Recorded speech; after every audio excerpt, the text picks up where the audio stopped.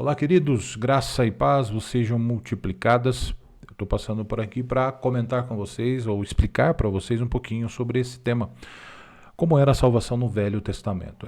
Muito embora pareça um tanto quanto complicado de entender, a Bíblia deixa muito claro como isso acontecia. É bem verdade que existem alguns equívocos interpretativos em relação a isso que eu quero trazer aqui para vocês, para que a gente possa refletir um pouquinho sobre isso. Mas antes de fato dizer como a salvação acontecia, eu quero primeiramente dizer como existem alguns pensamentos equivocados em relação a esse tema.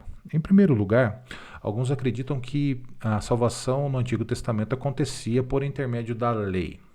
Olhando para a Escritura, nós sabemos que isso não é verdade. E por que não é verdade? Porque Gálatas, no capítulo 3, no versículo de número 11, diz que ninguém é justificado diante de Deus por intermédio da lei. Então, a lei, ela não pode ou não poderia levar ninguém a ser justo diante de Deus.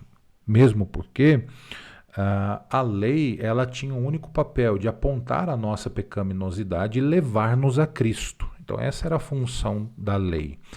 Então, e mesmo porque se alguém conseguisse cumprir toda a lei para ser salvo, a salvação não seria mais pela graça, ela seria meritória. Um outro ponto de vista equivocado com relação à questão da salvação no Antigo Testamento se dá em pensar que a salvação acontecia por meio dos sacrifícios. Não é? Isso também é uma maneira equivocada de pensar sobre essa realidade, mesmo porque, olhando para toda a revelação divina, para toda a Escritura, nós sabemos lá em Hebreus, no capítulo de número 10, que não é o sangue de bodes ou de touros que pode perdoar pecados. Não é? Nós sabemos que aquilo cumpriu um papel simbólico e também temporários sobre aqueles que eram exercitados pelos sacrifícios, porém o perdão suficiente, o perdão único e absoluto, ele aconteceria depois com a vinda de Cristo. Então, os sacrifícios, eles simplesmente apontavam para um sacrifício maior e definitivo que ainda haveria de vir. Um outro ponto também em que muitos se equivocam é que eles creem que a salvação acontecia pelas obras. Nós sabemos, olhando para toda a estrutura do Antigo e do Novo Testamento, que as obras elas não podem salvar. Né? Em Efésios, no capítulo de número 2, mais especificamente no versículo 8 e 9, diz que pela graça sois salvos mediante a fé. E isso não vem de vós, é dom de Deus, não vem de obras para que ninguém se glorie. Então, repito, se nós pudéssemos também ser salvos pelas obras, logo ela não seria uma salvação pela graça, seria uma salvação meritória. E por fim, talvez alguns poderiam dizer que a salvação acontecia no Antigo Testamento pela ascendência judaica, pela ancestralidade com Abraão. Isso também é um equívoco, é um erro hermenêutico, interpretativo. Isso não aparece no Antigo Testamento, no Novo Testamento. Então, a pergunta que fica é como a salvação acontecia no Antigo Testamento? Olhando para toda a estrutura vétero e neotestamentária, nós sabemos que a salvação ela se dá da mesma forma no Antigo Testamento, da mesma forma que acontece no Novo Testamento. A salvação acontece pela fé, não é?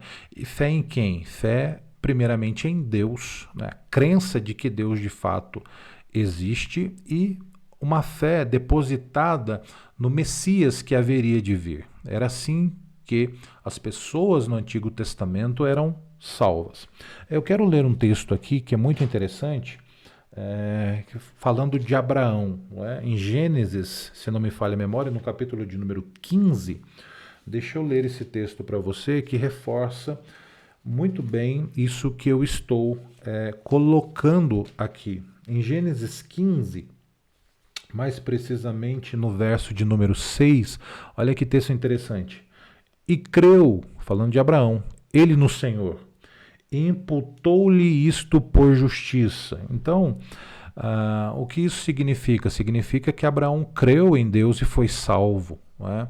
E, obviamente, existe um texto também aqui, que me recordo agora, em Gálatas, no capítulo de número 3, que juntamente com a crença em Deus, Abraão também cria naquele Salvador que um dia haveria de vir. E isso está claro em Gálatas, no capítulo de número 3. Também quero ler com vocês. Gálatas, no capítulo de número 3, me permita abrir aqui o versículo de número 6 diz: assim como Abraão creu em Deus, diz a palavra, e isto lhe foi imputado como justiça. Aí no verso 16 diz assim: ora, as promessas foram feitas a Abraão e a sua descendência. E não diz as descendências, como falando de muitas, mas como de uma só, e a descendência que é Cristo. Então, me parece muito claro que Abraão tinha esse vislumbre, e teve, melhor dizendo, esse vislumbre de um Salvador que haveria de vir. E quando você lê detidamente o Antigo Testamento, você também percebe que existem muitas passagens que apontam para um Messias e um Salvador vindouro. Então, em resumo, de que maneira as pessoas eram salvas no Antigo Testamento? Crendo em Deus e crendo também no Salvador que haveria de vir. As pessoas, naquela época, acreditavam num Salvador que haveria de vir, e nós hoje acreditamos num Salvador que já veio.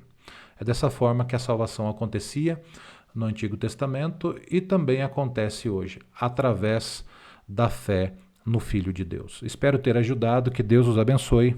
Um forte abraço e fique na paz.